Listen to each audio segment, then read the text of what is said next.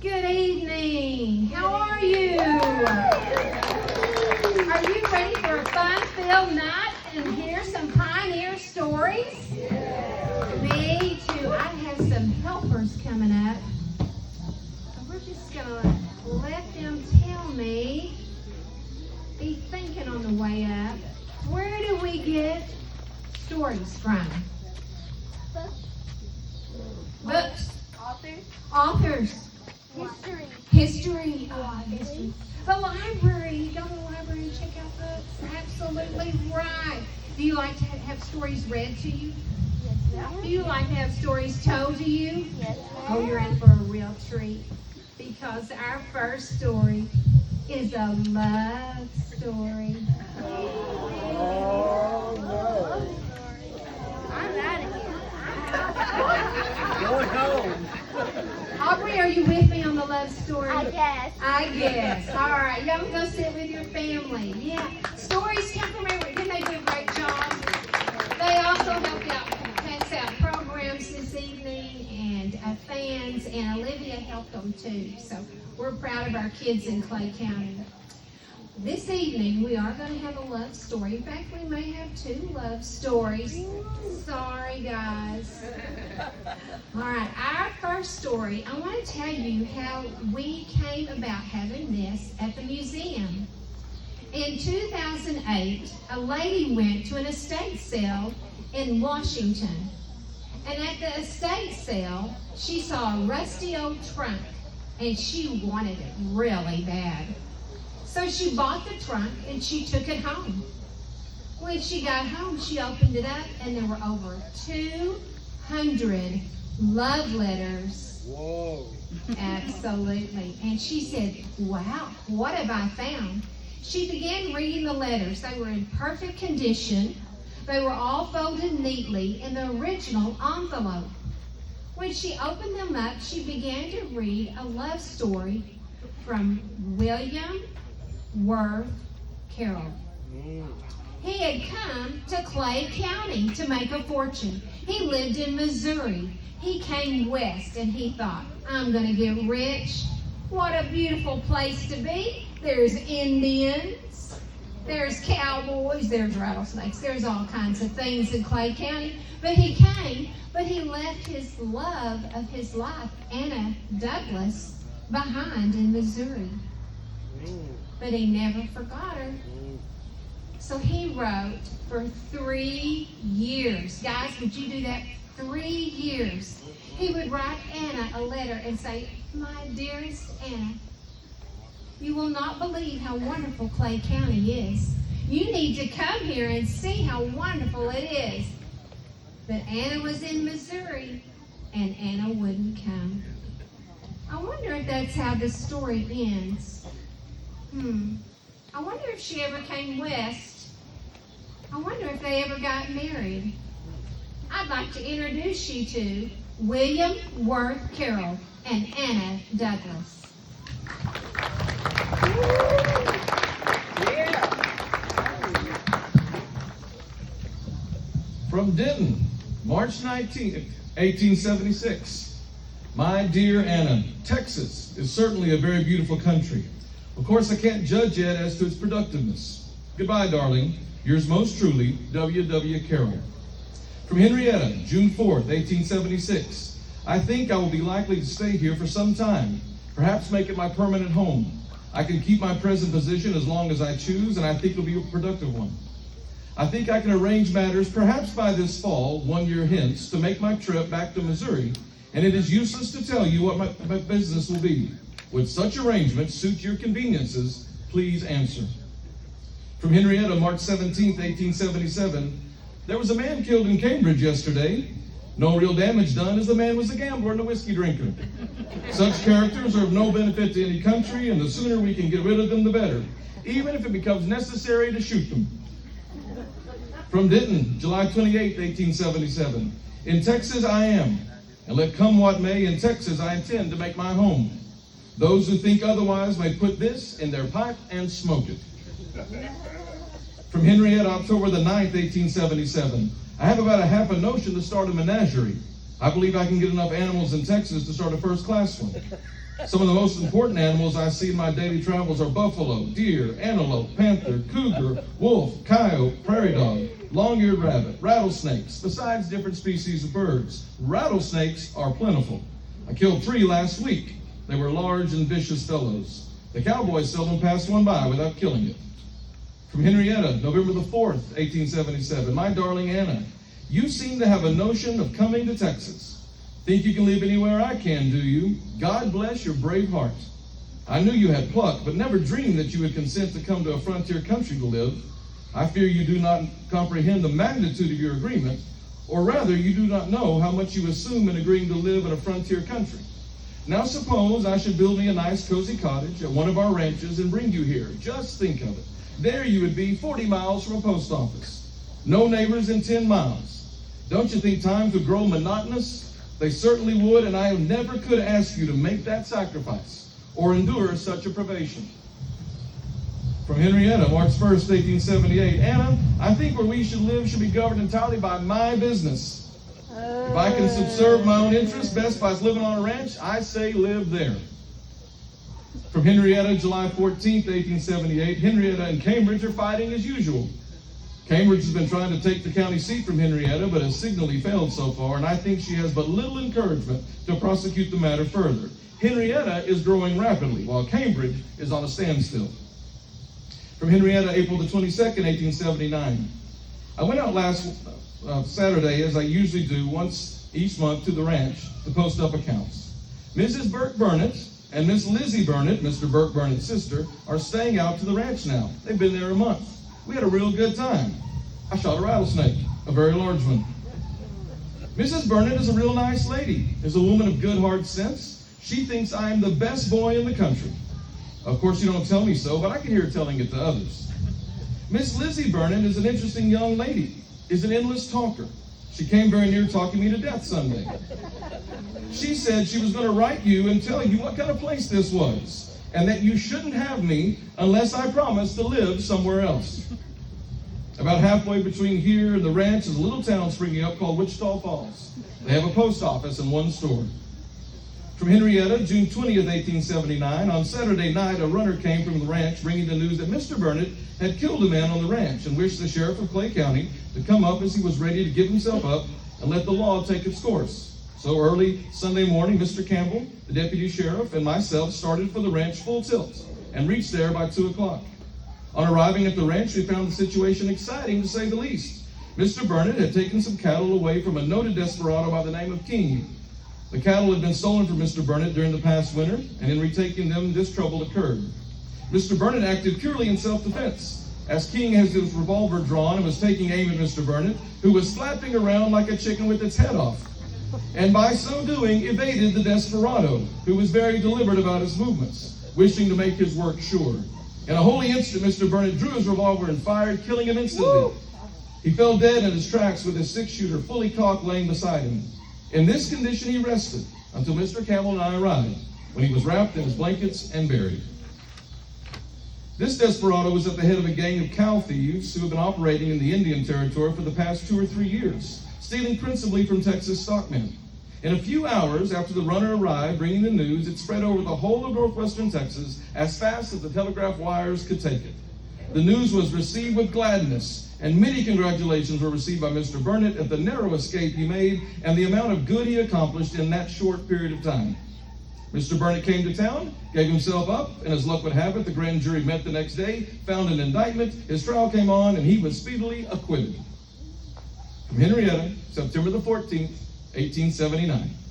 I will start for Missouri a week earlier than planned, as business is rather dull now. As to making out the program for our wedding, I don't know as I would be of any help. I will be content with anything you may do in the matter. I would just say here, by the way of remark, that it would be well enough to have a few of our friends present, but think it useless and unnecessary to make an extensive to-do over it. And if you want to send out cards, I will take the job of writing them. I can write cards that are too good for us. I'll be with you for 10 days prior to the 14th, and I guess that will be ample time to make any preparations necessary. Hoping this to find you well, and that I may see my precious jewel before 3 weeks more pass away, I remain, yours sincerely, W.W. Carroll.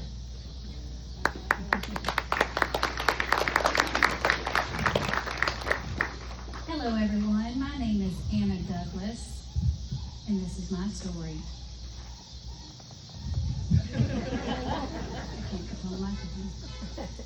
William Ward Carroll and I were courting when he moved to Texas. He was much more adventurous than I was, and he was really excited about this new frontier, his new adventure. I dreaded the thought of leaving my home in Missouri to come to an unsettled land where Indians raided settlements, rattlesnakes were plentiful, and miles with no neighbors. Nothing about Texas appealed to me. Worth wrote, I called William by his middle name, Worth, and he wrote me many letters during our courtship. His first letter was to me on March 19th in 1876. He had excellent penmanship, and he always started every letter with "My dear Anna." He talked about his hardships in Texas. When he would travel from Henrietta to Denton, it would take him 2 whole days, and he would never see a single soul, scarcely. He often would play croquet, as that was the only source of amusement in town. He took the position of deputy clerk in Clay County, which was an honorable position, and it did make me proud. 3 years after he moved to Texas, he wrote me a letter on September 14, 1879, announcing that he was heading to Missouri to make preparations for our wedding. On October 31st of 1879, we were married, and we moved to Texas to live on our ranch in the country. The following is from a letter that I wrote to Worth's sister, Sue Rowley. The happiest time for me was when Worth moved us to Henrietta for 2 months. I loved living in the city where there were people, excitement, and other children for my Margie to play with. I have no love for the country. When anyone is sick, they are very apt to be troubled with the blues, and I certainly have had my share of them. I would love to live someplace where I could see and be seen once in a while. Worth is qualified to do most any kind of business, and I don't see any use of him fooling his time with farming in this unsettled country. He could make so much more doing something else. I have struggled with sickness so much that it makes living in the country more unbearable. I became so sick after our baby, Ida Ferris, was born. I had so much fever for a good part of the time. It stood at 104.5. This dried up every drop of my milk. After I got better, we tried every way to bring it back, but everything failed. I could cry my eyes out if it would do any good. When a baby is raised on a bottle, they are 3 times as much care. And I am determined mine shall not be neglected for anything. I fully realize how hard it is to raise them on a bottle. We first tried condensed milk, then cow's milk, and they both disagreed with her. So we finally tried Cameron's baby food, and it was acting like a charm. She was named after my cousin Ida. I don't know what I would have done without Ida.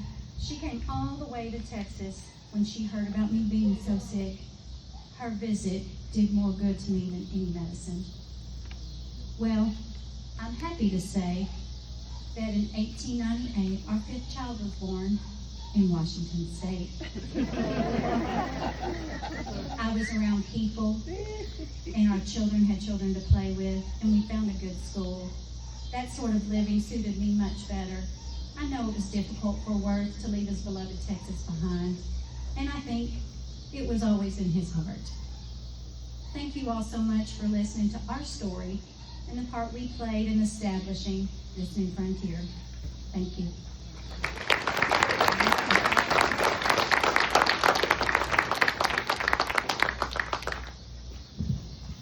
Our next guest is one of my favorite Clay County characters. He came to Clay County in 1880. In 1889, he was elected as our first elected sheriff. Now, he and I had something in common. He wasn't very tall. He was small in stature, but he made up for it in his fiery, feisty personality. You didn't want to mess with Sheriff Cooper Wright. So it will be really my pleasure, because he took his job so seriously and he was dedicated to making Clay County safe. So there's lots of instances where, some tried to try him, but they found out that he may be small in stature, but he wasn't when it came to protecting Clay County. So let me introduce you to, are you ready? Yeah. Sheriff Cooper Wright, come on out here. All right.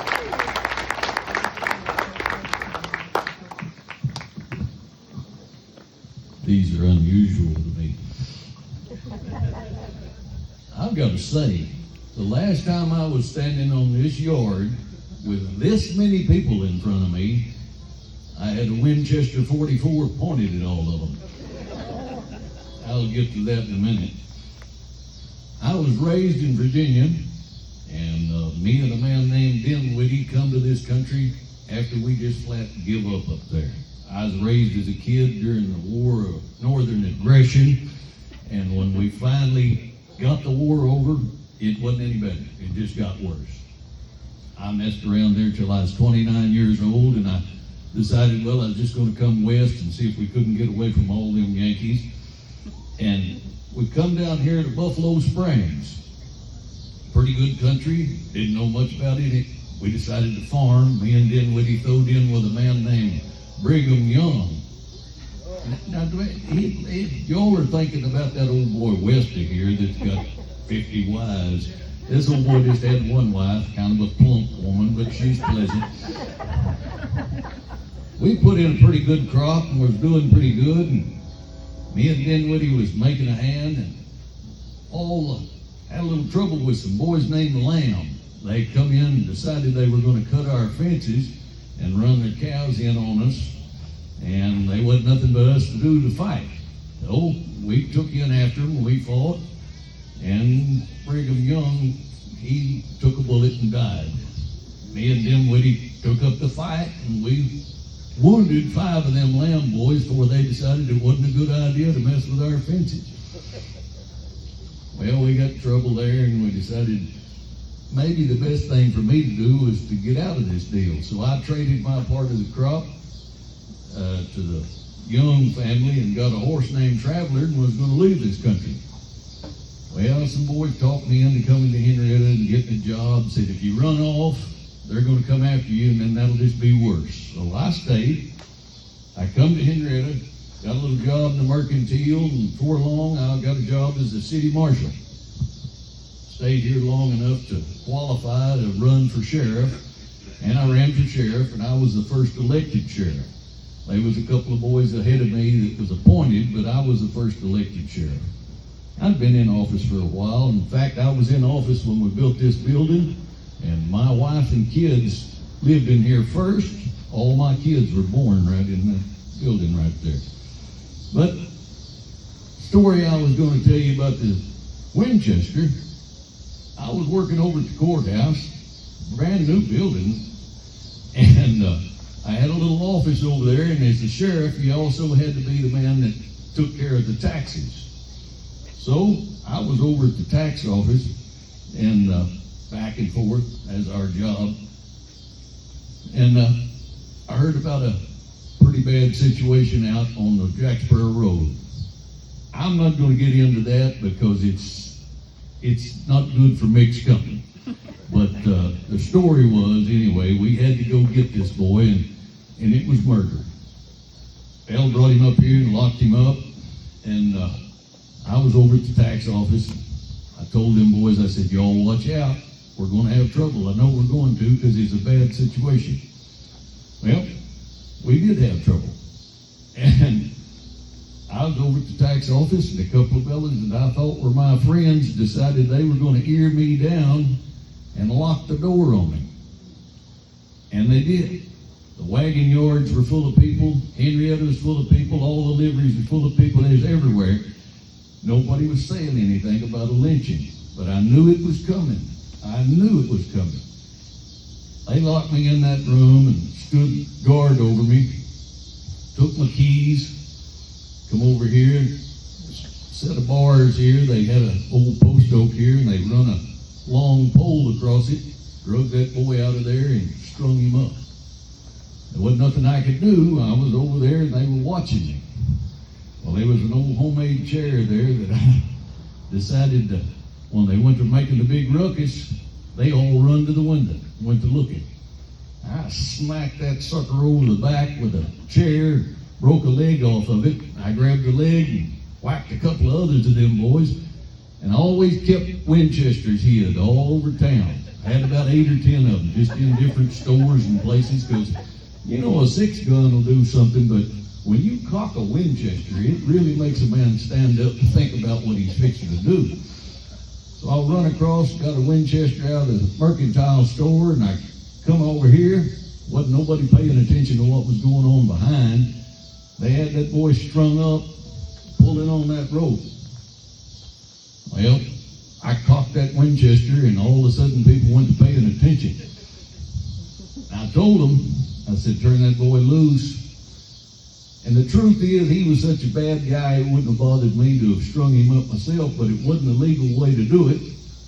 So, you can hear a story about 15 different ways, and everybody knows that. One of the ways you're going to hear this story is that I shot that rope in two, and then the rope was pulled so tight on him that I went over there and took my pocket knife, or actually had to borrow a knife. They took my knife, and I had to cut that rope loose, and when I did, I cut the boy's ears smooth off. I'd like to tell you people that I think I've got better knife skills than that. I don't believe I cut his ear off.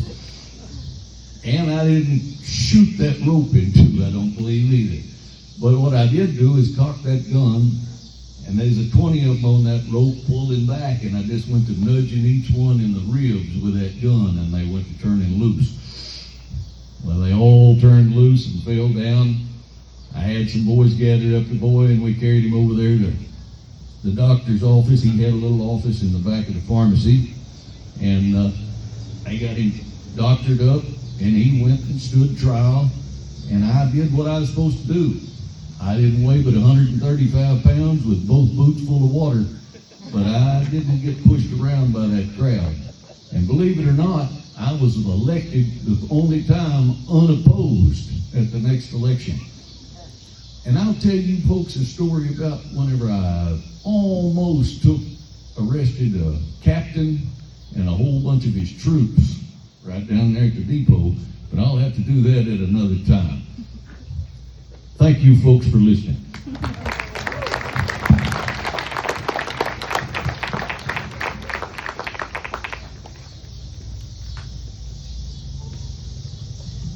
Well, roses are red, violets are blue. That's about all the poetry I know how to do. But this next guest can write poetry.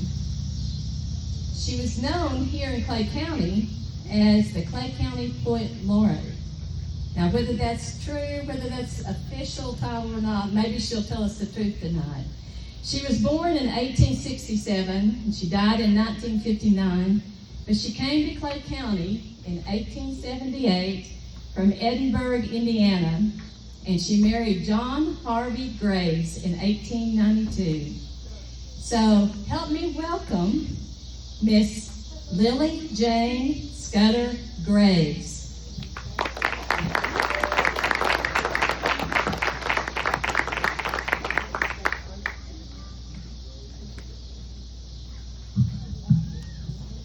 Good evening. I am Lily Jane Scudder Graves.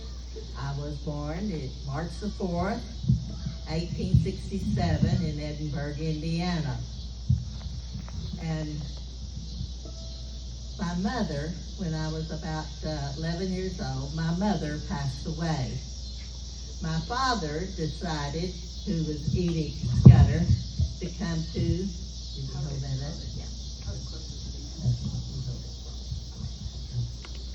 Anyway, my father decided to move to Texas, and so we first came by train to Gainesville, Texas, And then from Gainesville, Texas, in a covered wagon, we came to Clay County. My father bought some land out by the New London community. He bought a few hundred acres, and he paid $2.50 an acre.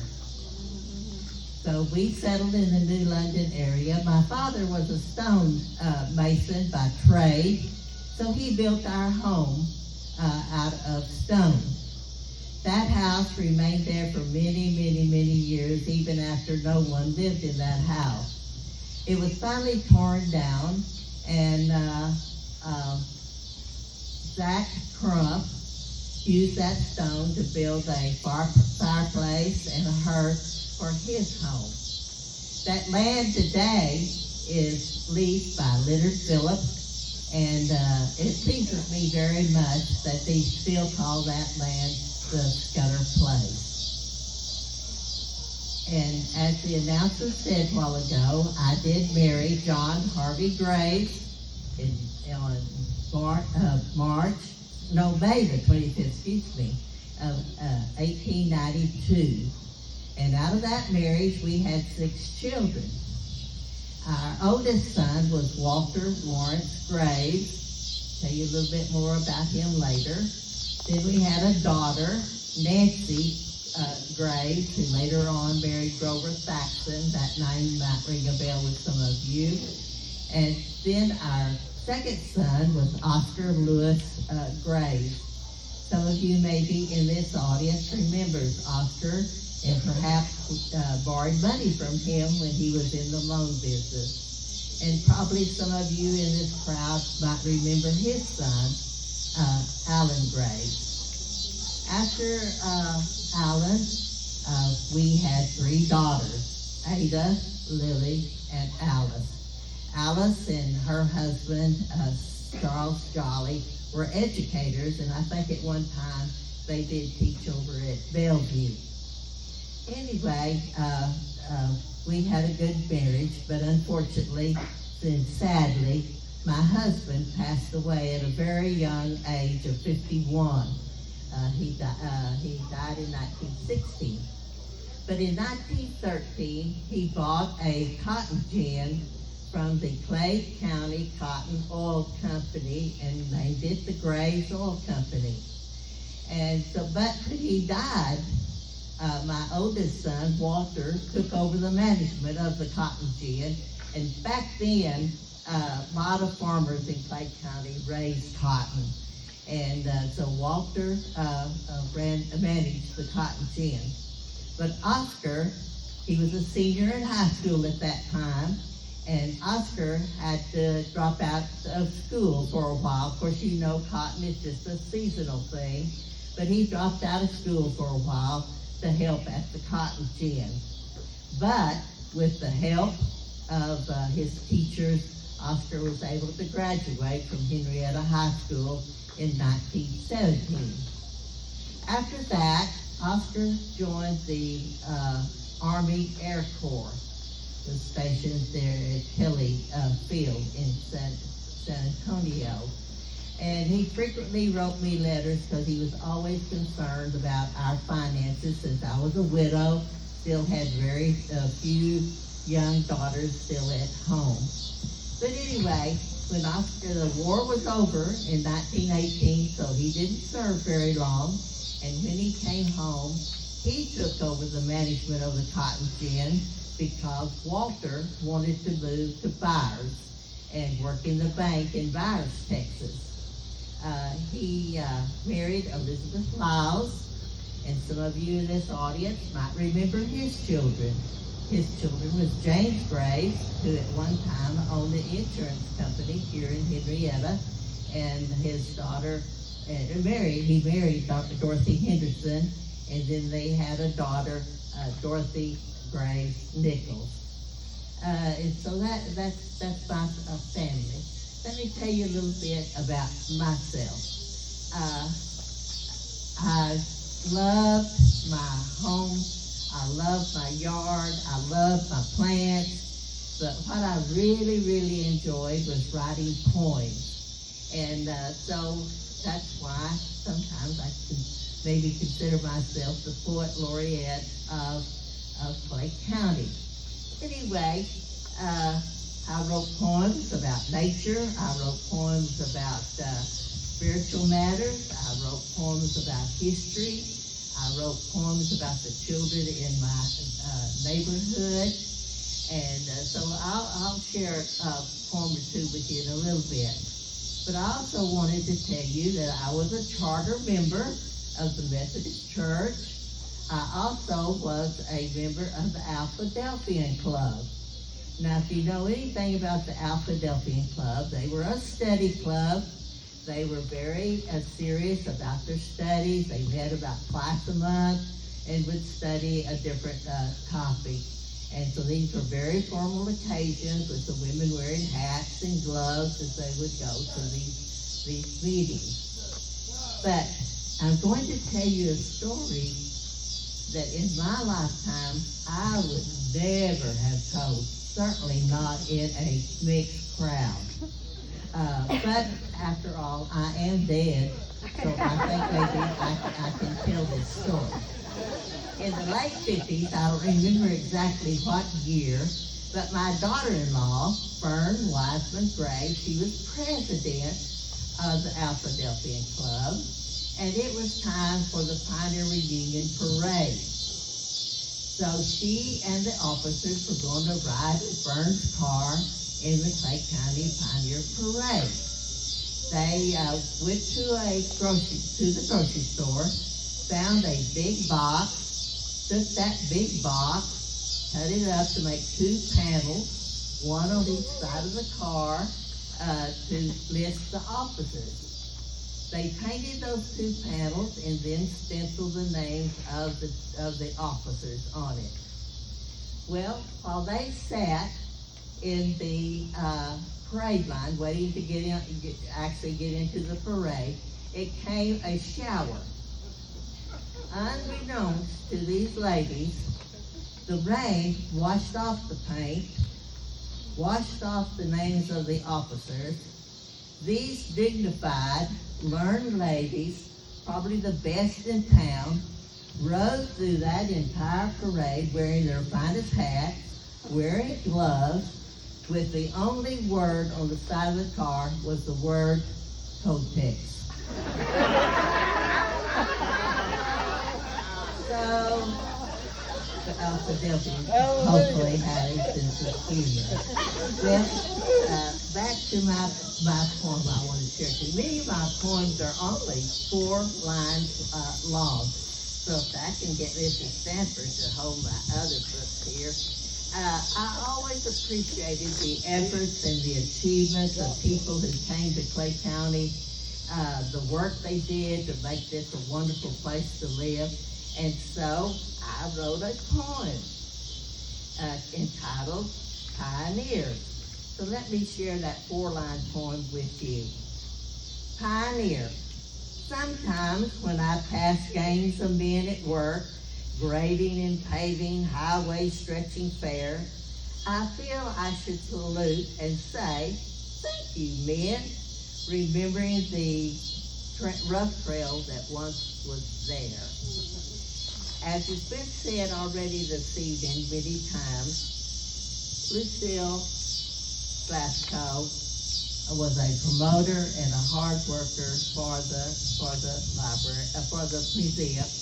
And she said, as you've been told this evening, everybody has a story. So today, I wrote a poem from my grave for just this occasion, and I entitled it Stories. Today, in your language, I give you a high five for keeping the stories of the past alive. Your recognition of achievement throughout the years should be heard by young and old ears. Thank you for listening to my story.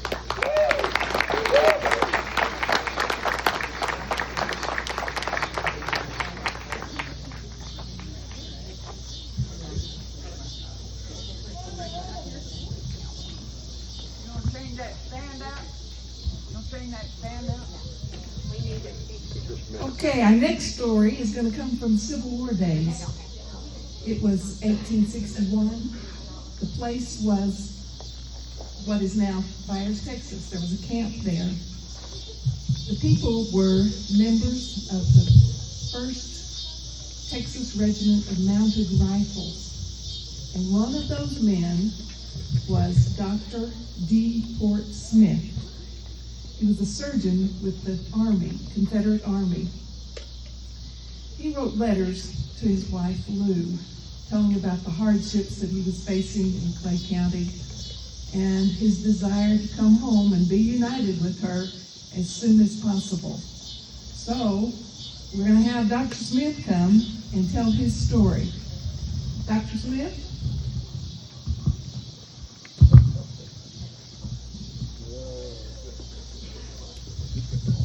Thank you for that introduction, please. And my new thank you for Cranston. I won't have to use my teacher voice. Now, my name is Dr. David Smith. Now, I was the first full-time professor in Texas to teach at any college or university. I taught at Galveston Medical College from 1871 and A&M from 1879 to 1882. Oh, yeah. Oh, yeah, that's right. Now, you're probably wondering, what is a man of Louisiana doing all the way up here in Clay County in the 1860s? That's right, the 1860s, that's when I first arrived. You see, when the war between the states broke out in 1861, those blue coats ran on back to the north and abandoned all the forts up here in the settlements in the west. And so, the Confederate government and the state of Texas called forth the men to come out and defend the frontier from roving bandits of Indians, Choctaws, Comanches, and Chickasaws. And so I come out here with my regiment, the 1st Texas Mounted Rifles. And there I was, and we were out here. And when I wrote back to my Lou, who thankfully stayed behind in Louisiana with our 2 children, I wrote to her about how there wasn't a tree, nor a shrub, nor barely a decent shred of grass all around us, not even fit for grazing. But we were here to defend the rest of the state of Texas from those roving bands. In fact, there was about 800 to 900 Indian braves roving and pillaging up in the Red River Valley. Now, our Colonel McCulloch went up north into Indian country to try to sort out a treaty. And it was our job to wait here and stay and make sure that they didn't get past us into the other settled parts of Texas. Now, eventually we were waiting for another 300 to 400 men to resupply and reinforce us. Now, we sent out 2 of our captains, Captain Davidson, and he went out to go and also meet with the enemy. But they did not make it. They were ambushed by 150 Indian braves and did not make it back. Eventually, Colonel McCulloch came back and told us that there wasn't a treaty. And so we moved north towards the Red River to try and meet the roving Indian bands to send them back into the Indian country. Now, however, before we got there, it rained for 36 hours straight. Now, I heard recently y'all been getting a lot of rain y'all tell. That about right? Oh, well, 36 hours of rain, and that Red River swelled up, and we couldn't get on past it. But the good news was, those Comanche couldn't get past it either. So we returned on back to our camp at the Red River Camp, which is about yonder by Byers. I don't think this thing likes me. All right. So that's my story. I would send letters back to my Lou and my 2 children. I sure did miss them. But I knew that being out here and protecting folks and trying to keep the peace between us was more important than being with them. when I would sign off my letters to her, I would say, cheer up, Lou, and do not give in to despondency. Trust in God's goodness and mercy, and He will protect and guide you. Thank y'all. Y'all have a pleasant evening.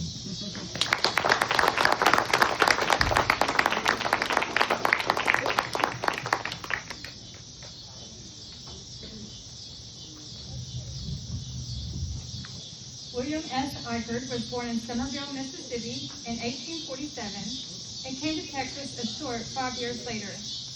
He battled Indians, fought in the Civil War, faced disease and a drought, and crossed rivers at flood stage in a wagon bed boat. In 1877, Mr. Eichert married Miss Kate Lewis.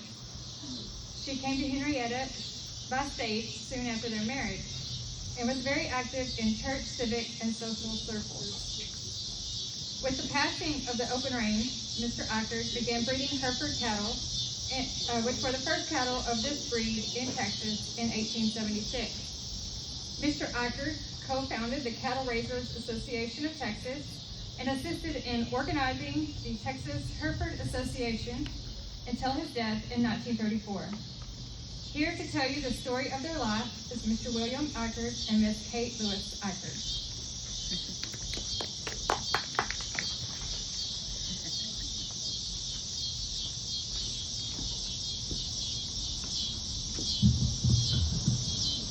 Good evening, folks. My name is William Susan Eichert, and I questioned my folks about why they named me Susan over the years, and they never gave me a good reason, so I changed it. Changed it from Susan to Sude. Now, I just imagine at some point in time somebody probably wrote a song about this, but all I got to say is, my name is Sude. How do you do? I was born on July 7th, 1847 in Somerville, Mississippi. We moved to Union Parish, Louisiana, and that was about 1849.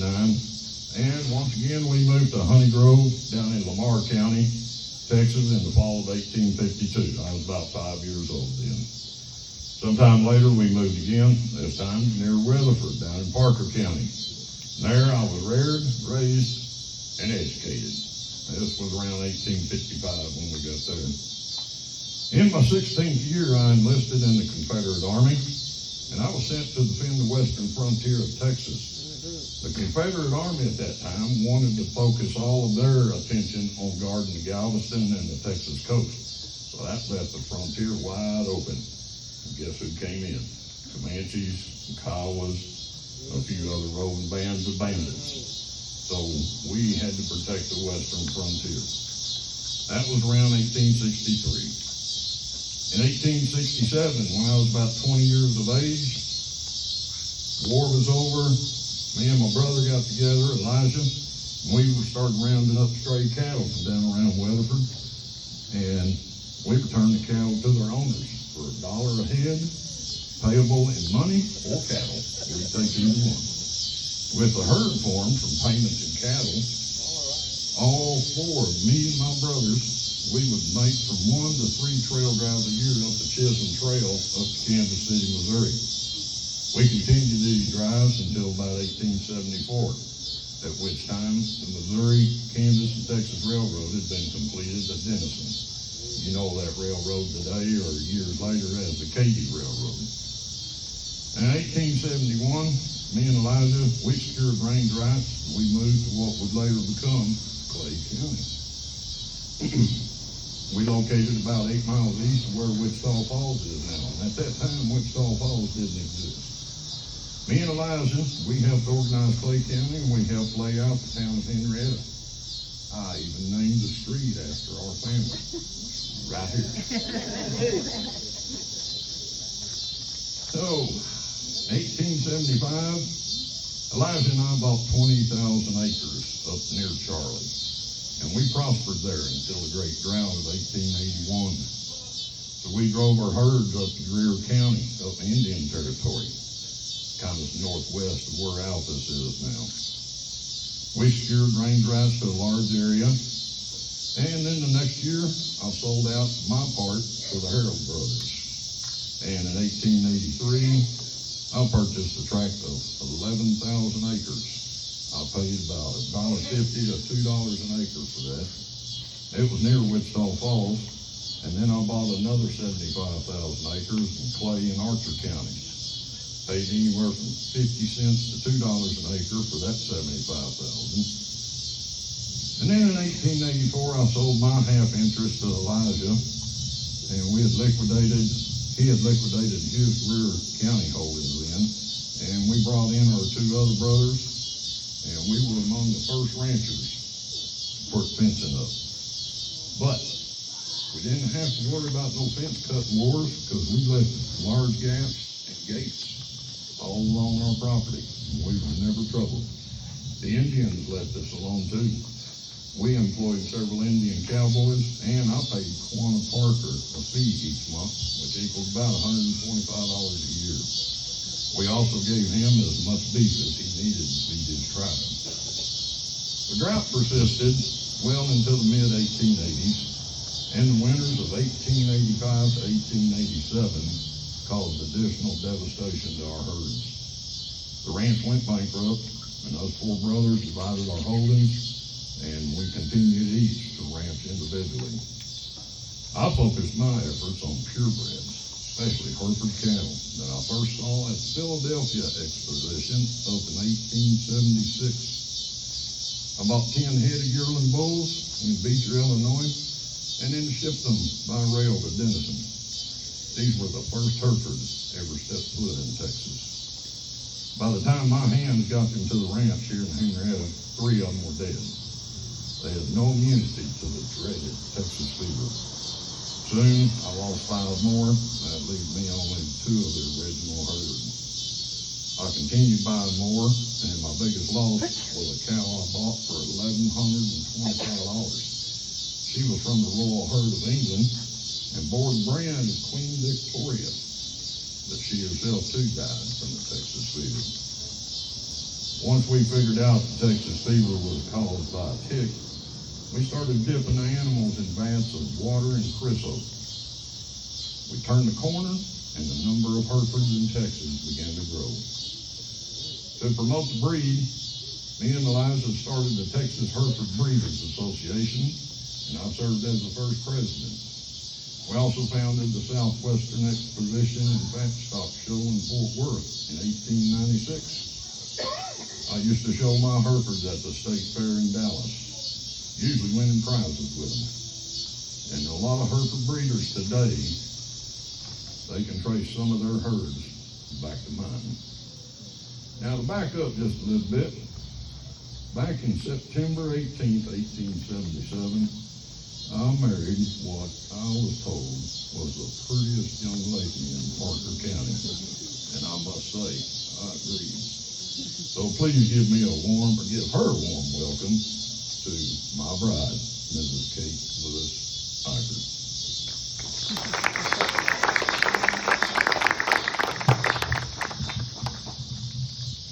So, I had my traveling dress made in Weatherford, Texas, out of black silk alpaca for our honeymoon. I had it made from pictures, but I wasn't sure that it was just right until we got to the Palmer Hotel on our honeymoon, and halfway to the dining room, I saw a woman dressed exactly like me, and I thought, well, that is just the thing. About that time, Mr. Eichert said, well, that's the biggest mirror that I ever saw. It was then that I realized there were mirrors on each side of the hallway. Well, I didn't say a thing, and I didn't tell Mr. Eichert for almost a year. So we bought a suit of bedroom furniture in Chicago on our way and had it shipped home. And then we made our way up to Niagara Falls. It was quite a long journey in those days. Well, Mr. Eichert, of course, had a railroad pass because he shipped so many cattle, but I never had one. Thank y'all.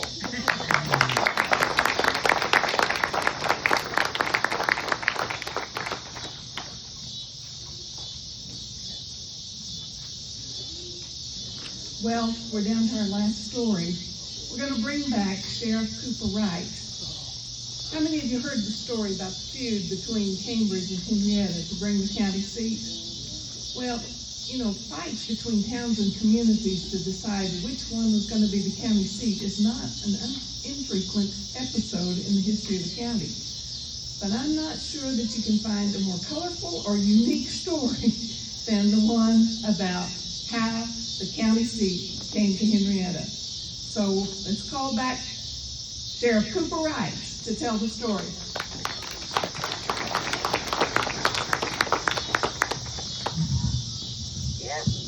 Folks, they've told this story so many different ways, I'm almost sure one of them's got to be the truth.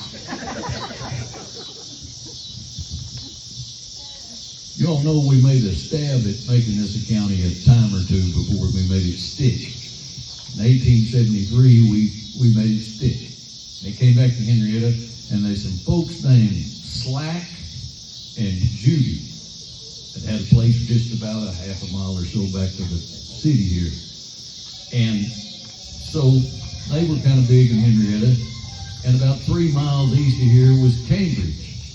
And both of them were doing pretty well. Henrietta was doing probably better than Cambridge, but there was a pretty good rivalry about who was going to be the county seat. Of course, Henrietta assumed they were going to be, and Cambridge wanted to be.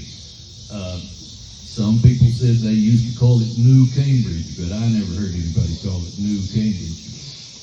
Of course, I came to this country in 1881, and so most of pretty much the train had run and the smoke had cleared by the time I got here, so most of my information is second-handed. But anyway, they said the rivalry kept going on back and forth. One of them wanted to be the county seat, and the other not. Well, the boys finally came up and stole the records, more or less, carried them to Cambridge. And that actually supposedly did a little business, county business, took place in Cambridge for a while. Well, and a bunch of cowboys got drunk, decided it's going to be a good idea to move the county seat back to Henrietta. So, story goes about 3 or 4 different ways, and one of them is probably the truth, but they went out, some people say they roped the whole building, and it was just too heavy to drag. So they turned it over on its side and cut a hole in the floor and got a hold of the safe and drug the safe back. And of course, other people say they just broke the safe and drug it back.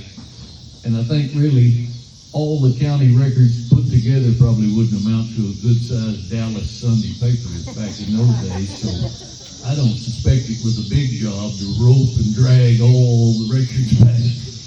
But anyway, that rivalry just kept going on, and actually Cambridge got to doing better for a while, growing quite a bit. They put a telegraph line from the fort at Jacksboro all the way to the fort in Indian Territory, Fort Sill, and they took it through Cambridge. Well, that gives Cambridge quite a deal, and they had about 600 people out there, quite a few houses, and it was really a growing community. Henrietta was doing okay too. But anyway, the rivalry just kept going and on. Finally, they decided they were going to have an election. They were going to settle this. Well, they actually went to the federal government, and they said, no, we ain't getting in that mess. You all settle that yourselves. So they decided they were going to have an election. Well, they had an election, and supposedly Henrietta legitimately won the election, except for the cowboys got out and drug in everybody from Fort Worth all the way to the Indian Territory to vote. So it wasn't very legit. Well, then they decided that maybe the best way to settle this was with a horse race. And y'all have probably heard Poker Taylor won the horse race bareback on a mule. I don't know. I guess the people from Cambridge must have been riding a milk cow. They never said, but I can't imagine a bareback mule won a horse race. But that's what they said, and so Henrietta was supposed to legitimately lead the capital. Well, the true story is, I think, in 1882, the railroad came through here. And that was just strictly topography. It's just more hills and rougher country to take it through Cambridge than it was to take it through Henrietta, I suspect. And by the time I got here, the railroad was already planned to be coming this way. And that really settled the county seat. One other thing I will say that was amazing though, this building was built in 1884, the courthouse. And we started the county in 1873. That's a pretty serious building and a pretty serious amount of success for that short a period of time. Folks, we appreciate you being here and listening to the story.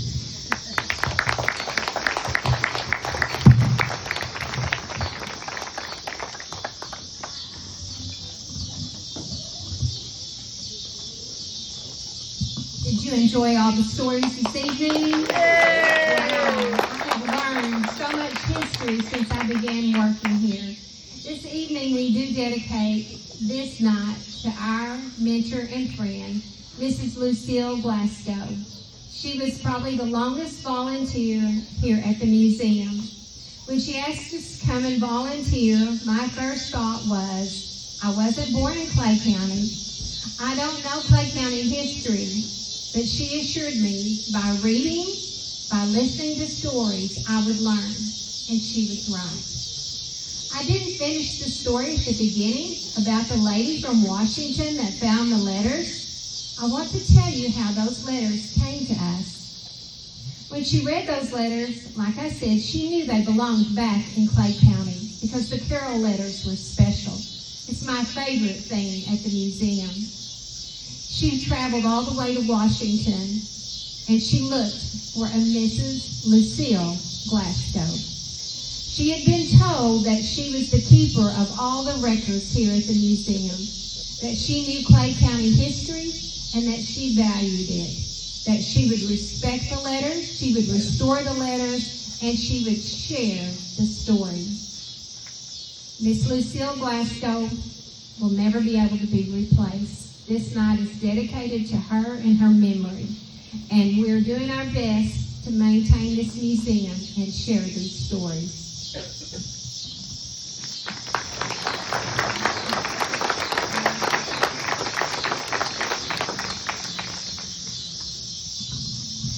We're so appreciative of you coming tonight and helping support the 1890 Jail Museum. It's not over, folks. There's music to be listened to. There's cookies and lemonade around in the meeting room. How many of you have a fan and you don't know who that picture is that's on there? Well, you can find out if you go get cookies, because there's a sign out there that tells you who each of those people are. You're going to have to go out there to do it, because we're not going to tell you. The museum is open. You're welcome to come in and walk around. The characters that were here tonight are just throughout the museum. The actual Carroll letters are on display in our parlor, so you're welcome to look at those as well. Thank you again. It turned out to be a beautiful evening, didn't it?